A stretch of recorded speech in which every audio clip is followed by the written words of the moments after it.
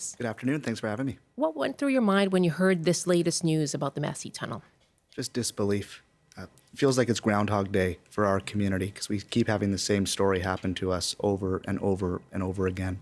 This has been a 13-year plus saga ever since that now canceled bridge project was announced in 2013. There hasn't been a single federal, provincial, or municipal election where this hasn't been the #1 issue for voters in our community. Under the Liberals, former Premier Christy Clark promised a 10-lane bridge. That changed when the NDP took government into a tunnel. Years and years of delay. What's the reaction be like in Delta? Again, it feels like this project is stuck in reverse. To have come this far down the road, down detailed design, through a public procurement process, to award a contract to a successful bidder 2 years ago. Meanwhile, there's still no successful environmental assessment certificate on this project. That EA process started in 2021. It was supposed to be completed in 2024. Still expected, yeah. Still ongoing. Major construction was supposed to begin this year in 2026. Now to go back to the drawing board, to go and find another successful bidder to go and build this project has just been riddled with problems and frankly mismanagement from the beginning.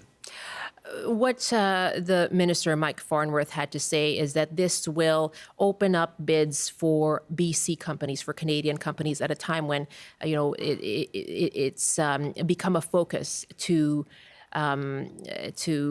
sign contracts with companies here in Canada. Well, the reality is the province has chosen an extremely complex project requiring specialists primarily from overseas.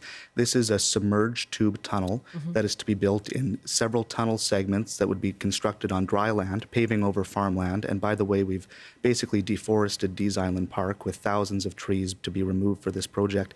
Those tunnel segments are then barged into the middle of the Fraser River and sunken into the middle of a very sensitive marine estuary. This is a very complex project. There are very few firms that are qualified to bid. That's why the last process, which ended in 2024, had 3 bidders make it to the final round. All 3 of them were international bidders from Europe, from South Korea, and a third one from beyond. So what's the likelihood that there will be local companies who can take this project on? Well, there will be subcontractors, and there were on this existing project for some of the pre-work, so there's certainly some benefits for local contractors here in BC. But that's really immaterial to the fact that we are restarting a process that should have ended 2 years ago. And here's the other problem. We haven't had an update on the budget for this project in 5 years. That was a fixed price of $4.15 billion that came out when the business case was released in 2021. It's now 2026. There isn't a single major project in this province or this country that hasn't seen major cost escalations. I'm very concerned that we're not getting the full picture with regards to the current budget, the costs of ending this existing contract, and also the timeline, whether or not we'll be able to deliver this project on time in 2030. That's why I called for an independent investigation. Okay, and I'll get to that in a second, but what we heard from the minister yesterday was that the project is still on track, and the budget remains at $4.15 billion. Well, last month he was asked the same questions and he wasn't able to confirm either of those answers. I just have a really hard time believing it. When I speak to experts who are used to this type of massive infrastructure development, to go back to square one on finding a new bidder, the fact that the EA certificate hasn't been completed, when you've seen all the cost increases in labor, the cost of goods and materials, international trade disputes, I do not believe, and other experts don't believe, that this is going to come in on time or on budget. I'm joined by Delta City Councillor Dylan Kruger, calling for an independent review into the Massey Tunnel replacement project. Now, yesterday, the province announced that it was terminating its contract with the contractor to build the tunnel replacement project. And we heard from Transport and Transit Minister Mike Farnworth yesterday. Here's what he had to say. We've made good progress on the project with the contractor, including the design and early construction work, but we were unfortunately unable to reach an agreement on the commercial terms for final construction. That is why the province is exercising a pre-existing termination option and will move forward with an enhanced procurement strategy designed to strengthen competition and allow for more local bidders. Our new approach will break the work into several packages, allowing for more opportunities for bids from British Columbian and Canadian companies. That is Transport Minister Mike Farnworth. Love to hear from you on the open line. What's your experience crossing the Massey Tunnel, and what do you think needs to be done about this crossing?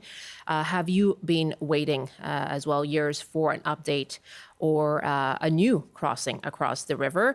What do you think of the cancellation of this contract? Our number, 604-669-3733.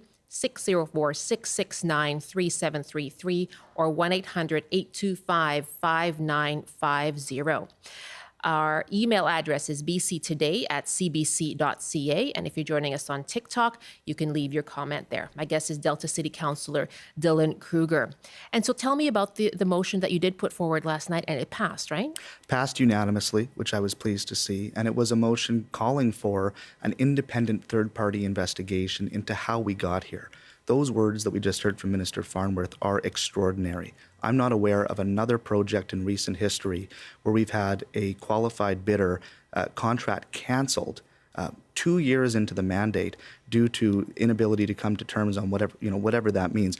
What we didn't hear from the minister today or in the news release from the province yesterday is what the cost will be for the cancellation of this contract, what the implications are in terms of timeline for going back and restarting the procurement process, and again, what are the updated budget implications? It's just incredible to me that we haven't been able to receive this information. This whole process from the beginning has been clouded in politics, and the people who get caught up in it are the 100,000 commuters that use this crossing every single day, stuck in gridlock, unable to make it to medical appointments, unable to make it to family dinners.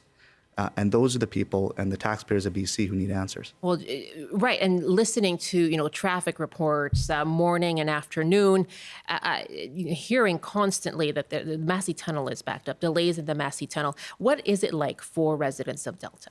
They used to call it rush hour. There's no such thing as rush hour anymore. It's all the time. In fact, I went through the aging and seismically unsafe Massey Tunnel to join you today. And in the middle of the day at 11 o'clock in the morning, this thing was backed up halfway to Surrey. It is incredibly frustrating to try to plan your life, your career, your family obligations around a tunnel that is so inconsistent day to day. This is not the standard that British Columbians expect. When you pay taxes in this province, you expect to have access to infrastructure that works for people. Right now, it's not working. What do you think this says? And you've been raising questions about the budget for this project, the BC government facing, of course, record deficits. What does this say overall, do you think, about the provincial government's financial management? Yeah, there seems to be an inability to get big things done. And the Massey Tunnel is just the tip of the iceberg. In my community alone in Delta, we have a 300-bed long-term care facility that has been repaced or effectively canceled by the province. We have an emergency room in Delta that closed 4 times last year. So there seems to be an inability to get the basics done right now. And it's about more than just the commuters. This is a national trade corridor connecting goods movement across the country to Delta Port, which is the largest container port terminal in Western Canada. This is a real problem for our business community as well. Tell me about that. What is the impact on the local economy in Delta? We have incredible local businesses in Delta, massive industrial areas in Tilbury and on Annacis Island, who have an inability to hire and retain staff who live north of the Fraser because of concerns about commute times, who have an inability to make big business decisions about whether to expand, whether to buy that new piece of equipment because of transportation-related uncertainty. At the same time, Delta Port is going through a federally improved massive expansion of Roberts Bank Terminal 2. These are all national objectives that are being held up by a piece of infrastructure that is basically holding goods hostage in the middle of Highway 99. I'll put out the numbers again. Love to hear from you. What are your thoughts on this canceled contract on the George Massey Tunnel replacement project? Again, the province terminating its contract with a consortium that had been selected to replace the tunnel. What are your thoughts on that cancellation, and what do you think is needed to deal with this crossing? Tell us about your experience as well. 604-669-3733, 604-669-3733, 1-800-825-5950. Again, 1-800-825-5950. Our email address is bctoday@cbc.ca, and we are on TikTok as well, live. You can leave your comment there. Mina writes us on email, fact, the more money that is put into facilitating traffic, the more traffic increases. We already have too much traffic and money should be used toward reducing it. Okay, Mina, thank you very much. And that goes to, I remember when Christy Clark announced the 10-lane bridge and there was concern around traffic, what that would mean, encouraging traffic. What would be, I mean, it's 67 years old, right? So what would have been your preference for a replacement? Yeah, I mean, regardless of the solution, this tunnel needs to be replaced. It's 67 years old and it's seismically unsafe. The amount of money that it would cost to rehabilitate this tunnel doesn't make economic sense.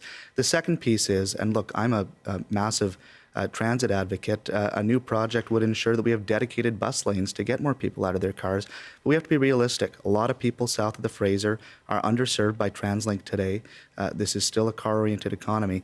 And here's the other frustration. That tunnel, when it ever opens, we'll have 3 general purpose lanes when it opens, which is the same number of lanes today with the counterflow lane. So look, we have to be realistic. Our region is growing. We're going to have 1 million new people here by the year 2050. Our infrastructure has to go with it. We have to be thinking not 4 years beyond, but 40, 80 years beyond. What are your questions then for the province right now?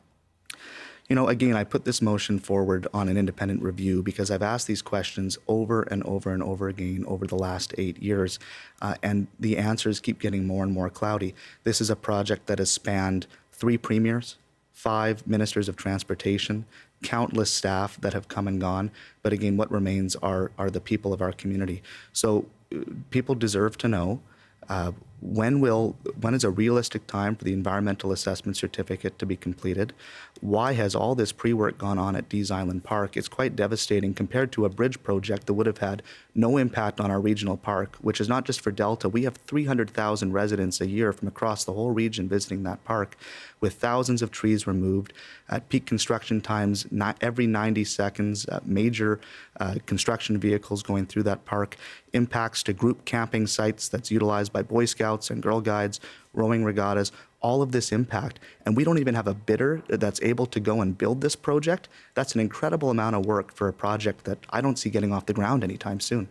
My guest is Delta City Councillor Dylan Kruger here in studio. He's running for mayor in the upcoming municipal election as well.